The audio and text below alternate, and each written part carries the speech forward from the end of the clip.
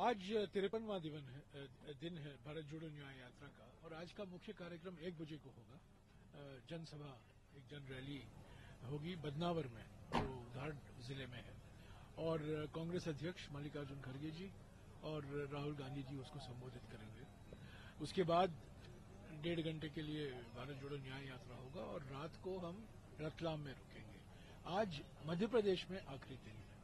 कल सुबह बांसवाड़ा में जाएंगे, बांसवाड़ा राजस्थान में है, वहां एक रैली होगी और दोपहर तक 3 या 3:30 बजे हम उम्मीद करते हैं कि हम गुजरात में प्रवेश करेंगे। तो आज का मुख्य कार्यक्रम है जो जनसभा होगी। सर, राहुल गांधी लगातार जातीय जनगणना की बात कर रहे हैं, उसमें आदिवासी भी आते हैं, आदिवासी की संख्या की भी बात करते हैं। ये जो एरिया है, जिस एरिया में हम अब खड़े हैं और आगे जा रहे हैं, उसके बाद जहां बांसवाड़ा में भी जाएंगे, ये सब आदिवासी बहुल नहीं, राहुल जी न्याय के बारे में लगातार बोल रहे हैं। नारी न्याय, युवा न्याय, किसान न्याय, श्रमिक न्याय और हिस्सेदारी न्याय। अब तक उन्होंने 2 गारंटी की बात की है। खड़गे जी ने भी कहा है, राहुल जी ने भी कहा है। किसान के लिए एमएसपी के लिए विशेष कानून लोकसभा और राज्यसभा में पारित किया जाएगा और एमएसपी स्वामीनाथन फॉर्मूला के आधार पर तय किया जाएगा। इसके अलावा ये भी कहा गया है कि सामाजिक आर्थिक जाति जनगणना हम कराएंगे, क्योंकि सामाजिक न्याय के लिए और सामाजिक सशक्तिकरण के लिए ये पहला महत्वपूर्ण कदम होगा। तो आदिवासी इलाकों में आदिवासी समुदाय को लेकर जो मुद्दे राहुल जी ने उठाया है, जल जंगल जमीन, जो वन संरक्षण कानून कमजोर किए गए हैं, वन अधिकार अधिनियम 2006 कमजोर किया गया है, भूमि अधिग्रहण कानून 2013 कमजोर किया गया है, ग्राम सभाओं का नजरअंदाज किया जा रहा है, एक संवैधानिक संस्था जो राष्ट्रीय आयोग है अनुसूचित जनजातियों के लिए, उससे खिलवाड़ हो रहा है, उसका भी पूरा नजरअंदाज किया जा रहा है। तो आदिवासी इलाके में जो कानून बनाए गए थे यूपीए के सरकार में और पहले भी 1980 और 1990 के दशक में, तो जल जंगल जमीन को लेकर जो मुद्दे हैं, आज आदिवासी समुदाय बहुत नाराज है, बहुत परेशानी में है। आज सुबह कुछ लोग आ रहे हैं राहुल जी से मिलने। भूमि अधिग्रहण कानून के तहत जो प्रावधान किए गए थे, विशेष प्रावधान किए गए थे, आदिवासी इलाकों में जब भूमि अधिग्रहण होगा, मुआवजा जो मिलना चाहिए, ग्राम सभा की अनुमति के बिना कोई भूमि अधिग्रहण नहीं होगा, उसके बारे में उसको लेकर राहुल जी से वो चर्चा करेंगे। सर, इसके अलावा आज कुछ जिस तरीके की कल ट्वीट आया राहुल गांधी का, तो क्या हम इस बात की उम्मीद करें कुछ आज जो युवा न्याय की आप बात कर रहे हैं, अभी तक कुछ बातें आ सकती हैं? हाँ, बिल्कुल। अभी तक जैसा कि मैंने कहा 5 न्याय हैं, नारी न्याय, युवा न्याय, श्रमिक न्याय, किसान न्याय और हिस्सेदारी न्याय। अब तक खड़गे जी और राहुल जी ने किसान न्याय और हिस्सेदारी न्याय के एक दो प्रमुख बिंदुओं पर उन्होंने बात की है और गारंटियां दी है। आज बदनावर में सारा ध्यान युवा न्याय पर ही होगा।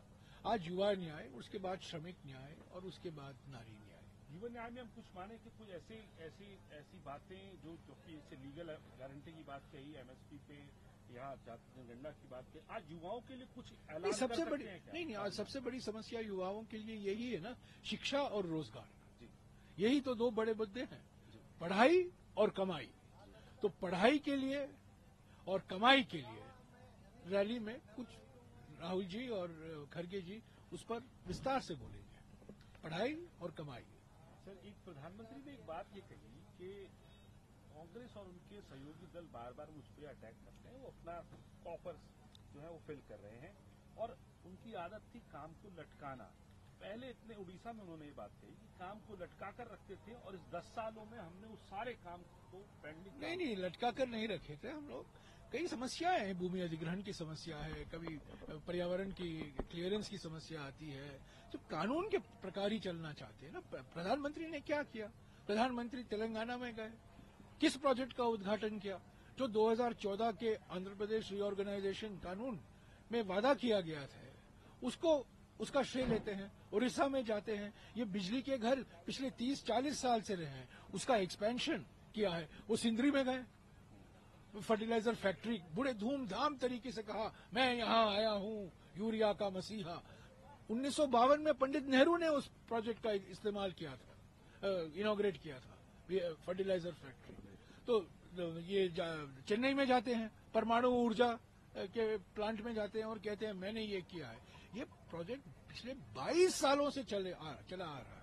तो ये देखिए, ये बात सही है कि कई प्रोजेक्ट जो यूपीए के समय में शुरुआत हुई थी, वो चल रहा था, वो खत्म हुए हैं 2014 के बाद।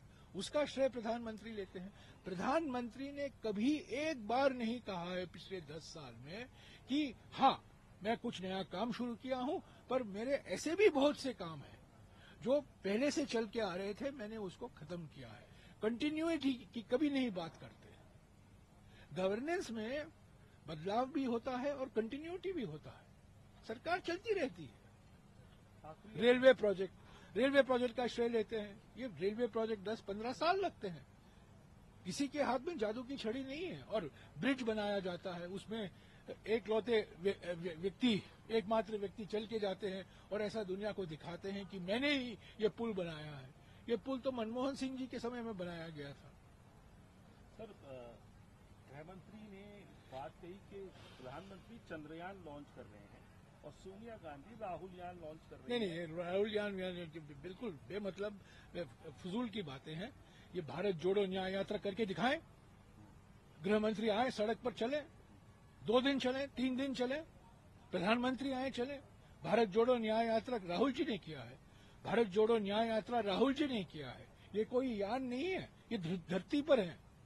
प्रधानमंत्री उड़ते होंगे, गृहमंत्री उड़ते होंगे उनके पीछे पीछे। हम लोग जमीन से जुड़े हुए हैं। और जो लोगों की मांग है, परेशानी है, दिक्कत है, पिछले 10 साल में जो अन्याय उन पर हुआ है, नारी, युवा, अनुसूचित जाति, अनुसूचित जनजाति, आदिवासी, ओबीसी, किसान पर गोलियां चलाए जा रहे हैं, उनके खिलाफ राष्ट्रीय सुरक्षा कानून लगाया जा रहा है।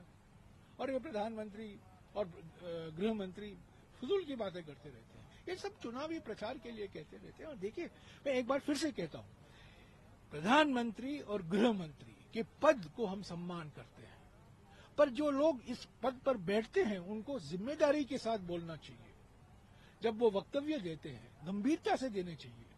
ये 2 G2 है ना, हमारे G2, पहले G20 हो गया, वो 0 निकाल दो, G2 बाकी है। ये 2 G2 लोग हैं ना, प्रधानमंत्री और गृह मंत्री, बार बार बच्चों वाली बातें करते हैं। और आप लोग मेरे पीछे आते हैं और कहते हैं इसका क्या कहना। मैं इसके बारे में क्यों कहूं? मैं इनको गंभीरता से नहीं लेता हूं।